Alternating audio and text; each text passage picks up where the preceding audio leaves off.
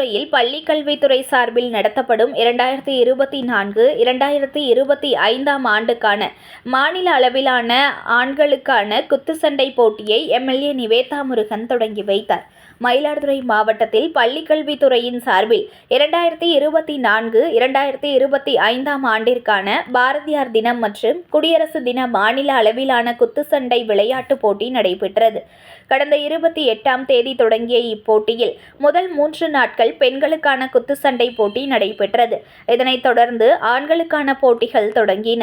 இந்த போட்டியை மயிலாடுதுறை மாவட்ட திமுக செயலாளரும் பூம்புகார் சட்டப்பேரவை தொகுதி எம்எல்ஏவுமான நிவேதா எம். முருகன் தொடங்கி வைத்தார்.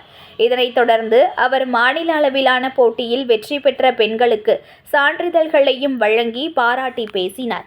இதில் உடற்கல்வி ஆய்வாளர்கள், நடுவர்கள், மாணவர்கள் மற்றும் திமுக நிர்வாகிகள் ஏராளமானோர் கலந்து கொண்டனர்.